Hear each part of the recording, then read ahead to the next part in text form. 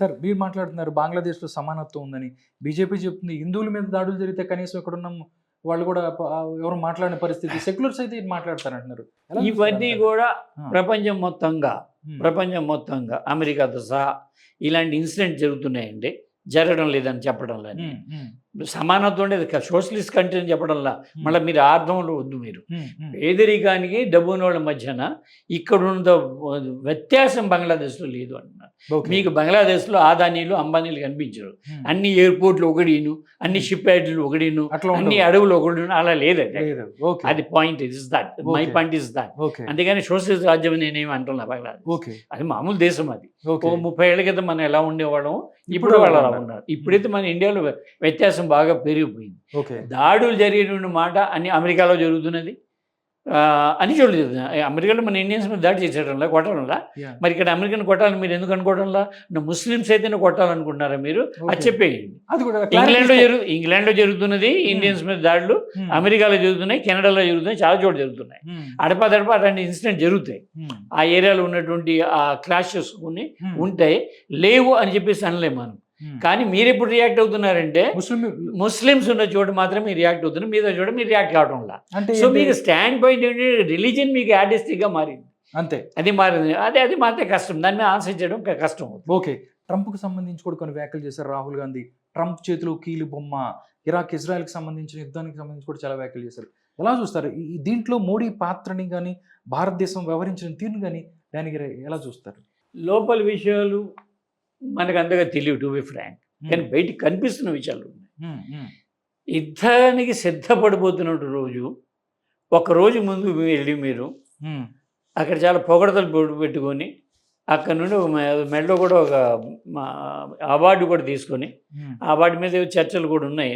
ఆ అవార్డు ఈయన కోసం క్రియేట్ చేసిన అవార్డు అన్నట్టుగాను హ్మ్. చేసి వచ్చారంటే యుద్ధం జరుగుతుందని మీకు తెలుసా తెలియదా? తెలియకపోతే మీ అంత అమాయకులు ఎవరు లేరు, లేదా తెలిస్తే మీ అంత కన్నింగ్ కూడా ఎవరు లేరు. రెండిళ్ళు ఏదో ఒకటి జరగాలి. ఏదో ఒకటి ఉండాలి. మీకు తెలియదంటే మర్నాడు ఇప్పుడు మా ఇంటికి వచ్చావు నువ్వు ఒక రోజు, హ్మ్. రేపు మా ఇంట్లో పెళ్ళి హ్మ్. పెళ్లి వాతావరణం ఉంటుందా ఉండదా? ఉంటది కదా! ఉంటుంది కదా, తెలుస్తూ ఉంటుంది కదా. అవును. నీతోటే గడిపాడు కదా ఆయన. రేపొద్దున యుద్ధం పెట్టుకునేటువంటి వాడు హ్మ్. ఆదేశాలు గీదేశాలు ఆ మీటింగ్లలో వాడు ఆ ఉంటాడు కదా. మొమెంటం ఏదో ఆ ఉంటది కదా! మూమెంట్ కనిపిస్తుంది కదా. కనిపిస్తది. అంటే మన ఇక్కడ ఉన్నవాడు కవాతులు గివాతులు ఏవో జరుగుతుంటాయి కదా హ్మ్. సరదాగాను. ఇవన్నీ ఉండగా మీరు వెళ్ళి పైగా పొగుడు వచ్చారు బాగా. హ్మ్. అంటే మీకు చాలా స్పష్టంగా ఒక విషయం తెలుసు ఏంటంటే హ్మ్. అమెరికా అండ్ ఇజ్రాయెల్ రెండూ కలిసి ఇరాన్ మీద దాడి చేయబోతున్నాయి. హ్మ్. ఇప్పుడు ఇరాన్ ఏమైనా మీకు శత్రు దేశమా? అది కూడా కాదు.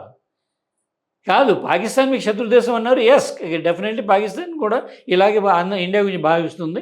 మనం కూడా తప్పనిసరిగా పాకిస్తాన్ శత్రు దేశం అనుకోవాలి. హ్మ్. కానీ ఇరాన్కు మనకు అలాంటి చేతులు లేదు. హ్మ్. పైగా మనం ఒక క్రైసిస్లో ఉన్నప్పుడు అంతర్జాతీయంగా హ్మ్. ఇరాన్ ఇండియా పక్షాన్ని నిలబడింది. ముఖ్యంగా కాశ్మీర్ ఇష్యూలో.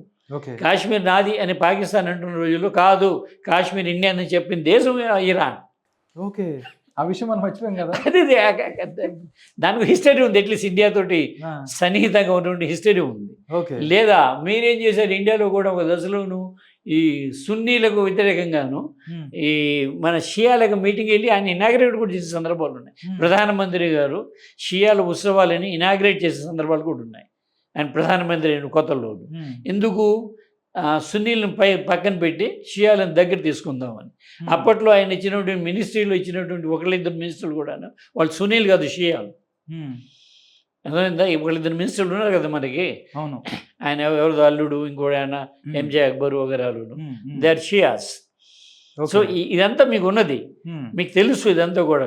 మీకు మీ పక్కన అజిత్ దోవల్ అని ఒకడు ఉన్నాడు. అవును. ఇంకొక గొప్పవాడు అంతర్జాతీయ మన విదేశాంగ శాఖ మంత్రి ఉన్నాడు మనకి. హ్మ్. వీళ్ళిద్దరూ కూడా కలిసి మీకు శివశంకర్ అని ఉన్నాడు కదా అవును. మనకి. అవునండి. వీళ్ళందరూ ఉండగా కూడా మర్నాడు యుద్ధం జరగబోతున్నది, నేను ఫ్లైట్ ఎక్కినటువంటి గంటలో వాళ్ళు యుద్ధం మొదలు పెడుతున్నారు అనే విషయం మీకు తెలియదు. తెలియకపోతే మిమ్మల్ని వాళ్ళు ఫూల్ చేసినట్టు లెక్క. తెలిసినా కూడా నువ్వు చెప్పకపోతే మీరు కన్నింగ్ అని లెక్క. కన్నింగ్ అని లెక్క. Either you must be something hmm. Between a innocent and a cunning. రెండింటిలో ఏదో ఒక సత్యం ఉండాలి. నేను ఇదే సత్యం అని అంటంలా నేను. రెండిట్లో ఏదో ఒకటి రెండింటిలో నిజం. ఏదో ఒక సత్యం, రెండింటి మధ్యన ఒక సత్యం ఉంది. ఓకే. అదేదో కావాలి. రాహుల్ గాంధీ ఆ మాట అని ఉంటాడు. హ్మ్. ఇక అమెరికాకి అంటారా, అమెరికాకు వ్యతిరేకంగా మనము ఊపిరి పీల్చుకునే పరిస్థితులు కూడా భారతదేశం ఇవాళ లేదు. హ్మ్. వాడేమో అందరూ ప్రపంచం ముందు బఫూన్ అవుతున్నాడు కానీ వాడికి మటుకు భారతదేశం చాలా వినయంగా విధేయంగా ఉంటున్నది. అది మన కళ్ళారా చూస్తున్నాం మనం అంతా కూడా. ప్రతి విషయంలో కూడా అంత విధేయంగా వాడికన్నా మరి పెట్రోల్ కొనమని 30 రోజులు టైం ఇది గడువు ఇచ్చాను నేను అంటే వాడు ప్రకటన చేస్తాడా? ఎవడైనా చేస్తే ఒక దేశం ఊరుకుంటుందా? భారతదేశం అండి ఇది. 140 కోట్ల జనాభా ఉన్న ఒక దేశము. వాడు ఒక ప్రకటన చేసేస్తే నేనే రసాయనుడు కొనుక్కోవడానికి 30 రోజులు టైం ఇస్తున్నాడు వాళ్ళకి అని చెప్తాడా? ట్రూత్లో రాస్తాడా? సోషల్ ట్రూత్లో రాస్తాడా? వాడు ఒక వెబ్సైట్ ఉంది కదా వాడికి, దాంట్లో రాసుకుంటాడా? ఆ హ్యాండిల్లో సోషల్ మీడియా హ్యాండిల్లో రాసేస్తాడా? అతను ఇష్టం వచ్చిన మాట్లాడిస్తాడా? నేను ఎంత చెప్తే అంతే మోడీకి అని చెప్పేసి మాట్లాడతాడా? ఇది ఇట్లా ఐ థింక్ నాకైతే చాలా మెత్తగా అయినటువంటి ప్రధానమంత్రి మనకి కాస్త గాంధీయన్ లాంటి ఆయన మొరార్జీ దేశాయ్ అనుకోవాలనుకుంటా. ఇందిరాగాంధీ ఎప్పటిలాగో కొద్దిగా అరగెన్స్గా ఉండేది, ఆమె ఇట్లాంటి విషయాలు తలవంచేది కాదు. నెహ్రూ ఎట్లాగో నాన్నలేను అలీన ఉద్యమ నాయకుడు, ఆయన కూడా ఆ ప్రాబ్లం లేదు. ఇంత మెతగ్గా అమెరికాకు ఉన్నటువంటి ప్రధానమంత్రి ఈయనే. ఓకే, వాళ్ళకి ఏం కారణమో తెలియదు మనకి. 100 కారణాలు. రాహుల్ గాంధీ అయితే చాలా కారణాలు చెప్తున్నాడు. ఎపిస్టీన్ ఫైల్ ఒకరా అంటున్నాడు ఆయన రాహుల్ గాంధీ. మరే కారణాలు అవన్నీ బయటకు వస్తే ఎస్టాబ్లిష్ అయిన విషయాలు కాదు కదా అవి. దాని గారు మరో అంశం ఏంటంటే రాహుల్ గాంధీ గారు ఈరోజు పార్లమెంట్లో కొన్ని మాటలు మాట్లాడారు. భక్తిని మతాన్ని అడ్డం పెట్టుకొని బీజేపీ ఎన్డీఏ నరేంద్ర మోడీ రాజకీయాలు చేస్తున్నారని మాట్లాడారు. నిజంగా దీన్ని సమర్థిస్తారు, మీరు వ్యతిరేకిస్తారు? ఆయన చెప్పింది కరెక్ట్ అని నేను భావిస్తాను. నా ఉద్దేశం కూడా మతతత్వం వేరు, మతం వేరు. నేను చాలా ఆర్టికల్ రాసా ఈ విషయం మీద. ఆంధ్రజ్యోతిలో ఒక 7-8 ఏళ్ళుగా రాస్తున్నా. మతం వేరు, మతతత్వం వేరు. మతం దేవుడికి ఒక మనిషికి మధ్య ఉన్న సంబంధం. మనం దేవుడిని నమ్ముతావు, నువ్వు నీ దేవుడిని నమ్ముకుంటావు. నీకు ఆ దేవుడు ఎలా ఉంటాడో నాకు తెలియదు, నాకు నా దేవుడు ఎలా ఉంటుందో తెలియదు. ఒక కష్టం వచ్చినప్పుడు దానిని మనం నమ్ముతాం. ఒక విశ్వాసం సంబంధించిన వ్యవహారం. అది ఏ మనిషిగా మనిషి అనుకుంటావు. వీళ్ళందరికీ ఒకే దేవుడు అని కూడా నేను అనుకుంటా. నాలుగు నువ్వు రాముడిని పూజించు, కృష్ణుడిని పూజించు, అల్లాని పూజించు, బట్ ఓన్లీ దెర్ ఈజ్ విశ్వ వాడు ఒకడు ఉన్నాడు, విశ్వాత్మ ఒకడు ఉన్నాడు. అతన్ని మనం ఆరాధిస్తాం. నీకు ఒక పేరుతో, నేను ఒక పేరుతో, ఇంకోటి ఒక పేరుతో, ఒకటి రాయితోటి, ఒకడేమో మైసమ్మను, బండమ్మ మైసమ్మను, పోచమ్మను కూడా రకరకాలుగా మనుషులు వాళ్ళు ఈ సృష్టికర్తను తలుస్తారు. ఓకే, అది ఏ విధంగా కూడా తప్పు కాదు. ఎవరు ఎన్ని మతాలు ఉన్నప్పుడు మనకు కనిపించే ఏదో 5 మతాలు 6 మతాలు ఏం చేస్తున్నారండి వీళ్ళు తగ్గించుకుంటూ వస్తున్నారు ఈ మధ్యన. జనాభా లెక్కలు ఇప్పుడు భారతదేశంలో 6 మతాలను గుర్తిస్తున్నారు. ఇంతకుముందు చాలా మతాలు ఉండేవి. ఇష్టం వచ్చిన కర్ణాటకలో హిందువులు అనుకోండి, హిందువులు కాదు, ఇంకేవాడు బసవప్ప ఏదో అంటారు వాళ్ళు, ఇంకేవాళ్ళు శైవప్ప అంటారు, రకరకాలు ఉన్నాయి. వాటి అన్నిటి కూడా నమోదు చేసేవారు ఈ మందు. ఈ మధ్యన చేసే చట్టపరంగా దాన్ని 6 మతాల మధ్యన ఒక మతం పేరు చెప్పాలి మీరు. కానీ ఆదివాసులు ఆ మతాలు ఒక రారే, మెయిన్ స్ట్రీమ్ కాదు. వాళ్ళ మతాలు చింత చెట్టు ఉంటుంది, చిలక ఉంటుంది, నాగుపాము ఉంటుంది, అవే మతాలు అనుకుంటారు వాళ్ళు, తెగ అనుకుంటారు వాళ్ళు. ఆ తెగ లోపల వాళ్ళు పెళ్లి చేసుకుంటారు, బయట చేసుకుంటే వాళ్ళు శత్రువులు కూడా అనుకుంటారు వాళ్ళు. కానీ ఇవన్నీ మీరు అలా మార్చే ప్రయత్నం చేస్తారు. రెండవది, విశ్వాసం వేరు, రాజకీయం వేరు. విశ్వాసాన్ని రాజకీయంలో మార్చడం కోసం మాత్రమే ప్రజాస్వామికవాదులు అభ్యంతరం పెడుతున్నారు, మతం మీద కాదు. అర్థమైందా? అవును సార్. ఇప్పుడు మా ఇల్లు ఉంది ఉదాహరణ. మా ఇల్లు రంజాన్ నెలలో మా అత్తగారు మాకేమో పొద్దున్నే సహరీ వండి పెడుతుంది ఆమె డైలీ, రంజాన్ నెలంతా కూడా. ఆమె పూజలు ఆమె చేసుకుంటుంది. ఆమె ముగ్గు మా ఇంటి ముందు ఆమె ముగ్గు డైలీ వేసుకుంటుంది. ఎప్పుడు నేను ముగ్గు వేసుకోవద్దని చెప్పలేదు కదా, నాకు సంబంధమే లేదు అది. వాళ్ళ పండుగ వాళ్ళు సంక్రాంతి అనివార్యంగా చేస్తాం మేము పెద్ద స్థాయిలో మా ఇంట్లో. ఎందుకు చేస్తామంటే నా భార్య పుట్టినరోజు, అది జనవరి 15 నా భార్య పుట్టినరోజు. మా ఇంట్లో పెద్ద స్థాయిలో చేస్తాం. అలాగే మా అత్తవారింటికి పిలుస్తారు. నాకేదో బట్టలకు ఇప్పుడు కూడా పెడతారు. ఈ ఇయర్ కూడాను మా జనవరి 15వ తారీఖుని ఒక చొక్కా తీసుకొచ్చి మా మరదలు సంక్రాంతి 15వ తారీఖుని ఇచ్చింది నాకు. అది ఇస్తారు. అది మా ఇంట్లో కూడాను రంజాన్ రోజున వాళ్ళు వచ్చేయమంటాం, వాళ్ళు కూడా ఉంటారు. వాళ్ళు మేము ఎన్నడూ కూడా విశ్వాసం దగ్గర భిన్నత్వం లేదు. ఓకే, నా బాల్యంలో శ్రీరామనవమి జరిగే ఆ 9 రోజులు కూడాను ఆ పందిలోనే ఆడుకుంటూ ఉండేవాడిని నేను. ఇదిగాను మీరు నమ్మురే కానీ ఒక గొప్ప విషయము, రామాలయం ఆనుకున్నటువంటి ఒక ఖాళీ దీంట్లో భోగమాడం పెట్టేవారు మా చిన్నప్పుడు. ఒక రామాలయం కాంపౌండ్లో ఉన్నాయి, అది గోడకు మాత్రం ఒక అడ్డు ఉండేది, భోగమాడం పెట్టేవారు. ఓకే, భోగమాడం అంటే తెలుసు కదా మీకు? తెలుసు కదా, భోగమేళం పెట్టేవారు. ఈ నిర్వాహకుల్లో ముస్లిమ్స్ కూడా ఉండేవారు. ఎందుకంటే రైస్ మిల్లర్స్ అసోసియేషను లేకపోతే ఇంకేదో అసోసియేషన్ పేరుతో, ఐరన్ మార్కెట్ అసోసియేషన్ పేరుతో ఈ జరుపుతారు ఇవన్నీ కూడా. ఓకే. సో రైస్ మర్చెంట్స్లో ముస్లిమ్స్ ఉండొచ్చు కదా, కూరగాయల మార్కెట్ వాళ్ళు ముస్లిమ్స్ ఉండొచ్చు కదా, ఐరన్ మార్కెట్లో కూడా కొంతమంది ముస్లిమ్స్. సరే వీళ్ళందరూ కూడా అనివార్యంగా సభ్యులు అవుతారు. ఇప్పుడు ఆటోమొబైల్ అసోసియేషన్ అన్నాము అనుకో, దాంట్లో అందరూ ఉంటారు కదా, అనివార్యం. అందుకోసం వాళ్ళు ఏం చేసేవారంటే ఈ భోగమేళం మొత్తం నాన్ ముస్లిమ్స్ చూస్తున్నారు కదా, ముస్లిం మగవాళ్ళు కూడా వచ్చి చూస్తున్నారు కానీ ముస్లిం ఆడవాళ్ళు చూడటం లేదు కదా అని ఒక సంవత్సరము ఒక ఆదివారం కూడా ఉదయం భోగమేళం జనభోగమేళం ఏమైతే భోజనం చేసినది 3ంటికి 4ంటికి మొదలై 7ంటి వరకు కొనసాగుతుంది. వాళ్ళు ఉదయం 10ంటికి పెట్టి 12ంటి వరకు ముస్లిం మహిళల కోసం పెట్టారు. నమ్ముతారా మీరు ఇవాళ? ఎవరికైనా చెప్తే నమ్ముతారా? రామాలయం కాంపౌండ్లో భోగమేళము ముస్లిం మహిళల కోసం. ఈ సీన్ మారిపోయింది. మనకు అర్థమైంది ఏంటంటే మనం మంచి విషయాలు చెప్పి ప్రజల యొక్క ఓటులను మనం పొందలేము. మతం అనేది ప్రధానం కాబట్టి భారతదేశంలో మెజారిటీ 65%, 70% హిందూస్ ఉన్నారు కాబట్టి ఈ 70%ని మనం తిప్పుకోవాలి. ఈ లాట్ని మన వైపు తెచ్చుకునే ప్రయత్నం చేసుకుంటే మనం గెలుస్తాం, రాజకీయ అధికారాన్ని కొనసాగిస్తాం అనేటువంటి అభిప్రాయంతో ఉన్నారు వాళ్ళు. అది దాంట్లో కూడా హిందువులందరూ కూడా వాళ్ళకి ఏం ఓటు వేయటం లేదు. అంతా కలిసి కూడా 33 to 34% రావడానికి గగనం అయిపోతుంది. చాలామంది రాసి అప్రతిహత శక్తి, ఇన్విన్సిబుల్ ఫోర్స్ ఏంటో అర్థం కాదు. 34% ఇన్విన్సిబుల్ ఫోర్స్ ఎలా అవుతుంది? 36% మించి మీకు రాలేదే ఓట్లు ఇప్పుడు కూడాను. ఇన్విన్సిబుల్ ఫోర్స్ హిందూ సమాజం కూడా వాళ్ళకి అనుకూలంగా లేదు, మెజారిటీ ఆల్సో.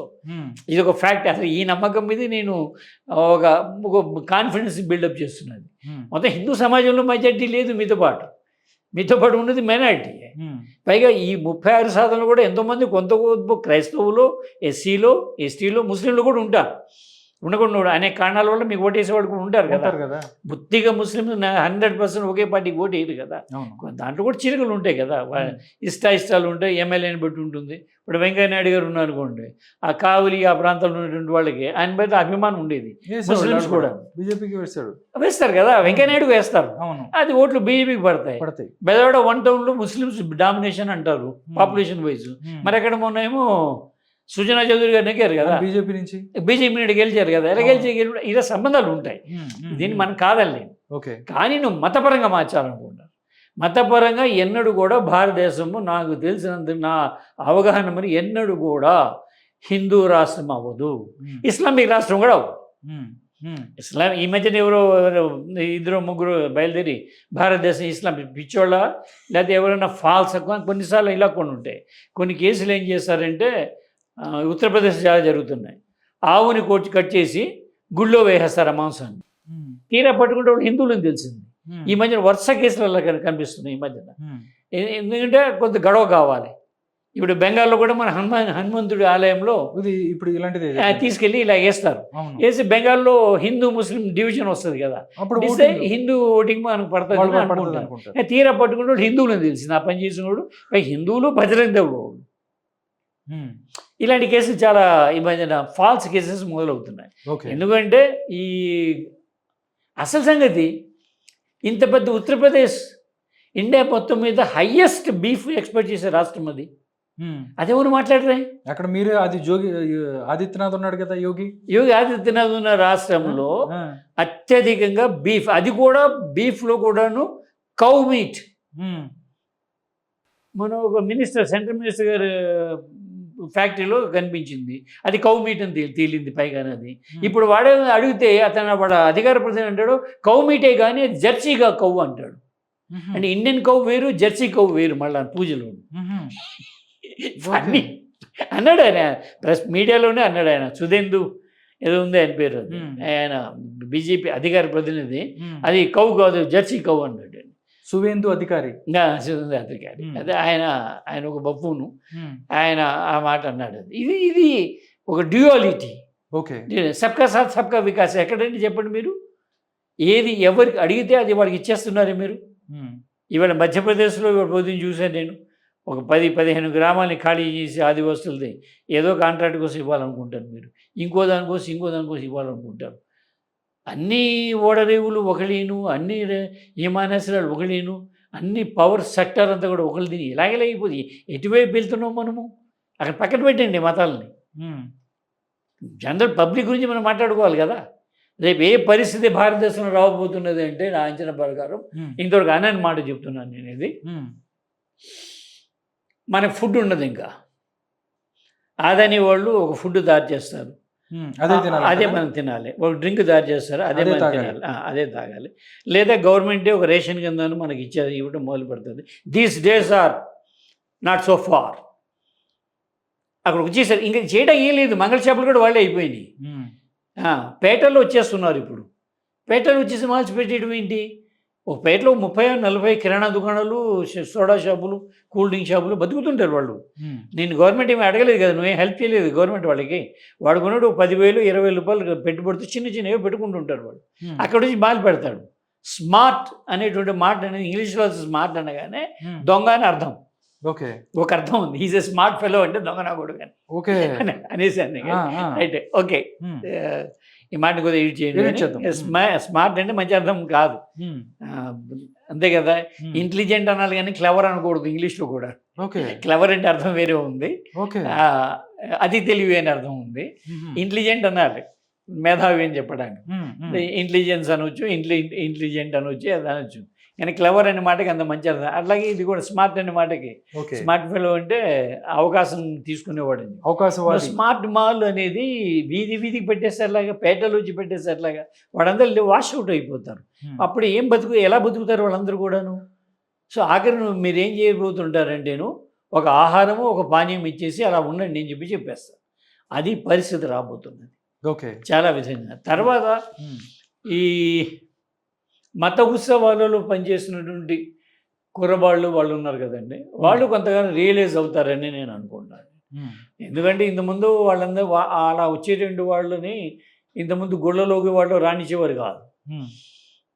ఇప్పుడు హనుమాన్ జయంతి ఇలాంటి సందర్భాలలో, దసరా ఉత్సవాలలో వాళ్ళకి ఏం చేశారంటే టెంట్, గుళ్ళో రాక్కలేదు కానీ వీధి చివరిని ఒక టెంట్ వేసేసుకొని 9 రోజులు మీదే రాజ్యము, ఊరేగిండి డ్యాన్సులు చేసేయని చెప్పి పర్మిషన్ ఇచ్చేసారు. వాడు సరదాగానే ఉంది వాళ్ళకి. కానీ 10-12 ఏళ్ళ తర్వాత వాళ్ళ పిల్లలు వస్తారు కదా, ఎక్కడుంటారు వాళ్ళు అనేటువంటి ఆలోచన వచ్చినప్పుడు చాలా మార్పులు వచ్చేస్తాయి. ఈ చాలా దేశాలు ఇలాగే జరిగింది. ఒక రెచ్చిపోయిన బ్యాచ్కి అప్పుడు బాగానే ఉంటుంది, ఎమ్మెల్యే కూడా భుజం మీద చేసి కూడా బాగా మాట్లాడతాడు. ఆ లాటర్ అని వాడికి అర్థం అవుద్ది, తను ఎక్కడ, తన పెళ్ళం ఎక్కడ, తన పిల్లలు ఎక్కడ, మనం ఎక్కడున్నాం, వాడు అక్కడ ఉన్నాడు అని చెప్పేసి. వీడి కాంట్రాక్ట్ ఎలాగో రాదు కదా, కాంట్రాక్ట్ వాడికి కదా వెళ్ళేది. So they realise the things life అప్పటికి. ఎందుకు నమ్ముతున్నానంటే, నేను గుజరాత్లో అల్లలు జరుగుతున్నప్పుడు ఒక ఆయన మాదిగ కులానికి చెందినటువంటి ఆయన చాలా విర్రవీగిపోయాడు. ఆయన పేరేదో ఉంది, నేను చాలా పేర్లు చెప్పలేను, చెప్పలేకపోయిన టెక్నికలే కాదు, గుర్తుండవు. నేను సబ్జెక్టే గుర్తుంటుంది కానీ నాకు నేమ్స్ పెద్దగా గుర్తుండవు. వాడు విర్రవీగిపోయి చాలా, ఒక చేత్తో జెండా, కాషాయ జెండా, ఇంకో చేత్తో కొడవలు పట్టుకుని ఇలా పోజులు ఇచ్చాడు. ఆ పోజులు టైమ్స్ ఆఫ్ ఇండియాతో మొదలుది, ఫారిన్ మ్యాగజైన్స్లో కూడా, లండన్ మ్యాగజైన్లో, అమెరికన్ మ్యాగజైన్లో కూడా ఆ కవర్ పేజ్ అతని ఫోటో పడింది. అతను రెచ్చిపోయి ఇది చేసినాడు. అలా అతను చంపినటువంటి వాళ్ళలో చావబోయి బతికిపోయినాడు ఎవడో ఉన్నాడు. వాడు దండం పెట్టేసి భయపోయి ఏదో పారిపోయి కాళ్ళ మీద పడిపోయేదో. అది కూడా అతని ఫోటో కూడా చాలా పాపులర్ అయింది ఆ టైంలో. ఒక 3 ఏళ్ల క్రితం జరిగిన సీన్ ఏమిటంటే, ఆడు 15 ఏళ్ళు 20 ఏళ్ళు 2004లో సీన్ ఇది. వాడు రియలైజ్ అయ్యాడు, మనం ఈ పని చేయడం వల్ల పెరగాల్సిన వాడు పెరిగారు, మేము ఇక్కడే ఉండిపోయామని అర్థమైంది. వాడికి రియలైజ్ అయిపోయి వచ్చి మాదిగా చెప్పుల షాప్ పెట్టుకున్నాడు. మళ్ళీ వాడు పెట్టుకొని ఆడు బతికాడే ముస్లిం. వాడి ఇంటికి వెళ్ళి ఓ దండం పెట్టి, నా షాప్ నువ్వు ఇనాగ్రేట్ చేయాలని ఇంటికి వెళ్ళి అడిగాడు. It happen. ఇవి నాకు చాలా కాన్ఫిడెన్స్ ఇస్తాయి. వన్ డే పీపుల్ రియలైజ్, ఏదో ఒక రోజు వాళ్ళు రియలైజ్ అవుతారు. ఎందుకు రియలైజ్ అవుతారు? బాబరి మసీద్ స్కూల్ చేసిన వాళ్ళు అందరూ ఎవరు? అద్వానీ గారికి అదిగో గుణపం పెట్టి కొట్టింది, ఒక జనాన్ని పోగేసుకెళ్ళారు, వాళ్ళు కొట్టారు. వాళ్ళకి ప్రోగ్రెస్ ఏంటి? 10-15 ఏళ్లలో, 20 ఏళ్లలో, 92 నుండి ఇప్పుడు 30 ఏళ్లలో, 30 yearsలోను మిగతా వాళ్ళకి పొరుగు ఏమిటి ఒక చోట కంపారిజన్ వస్తుంది, ఎవరు ఎక్కడున్నారు అనేది. అప్పుడు చాలా మార్పు కింది స్థాయిలో ఆయా పార్టీలో ఉన్నవాళ్ళు కింది స్థాయిలో చాలా మార్పు వస్తుందని గట్టిగా నమ్ముతున్నాను.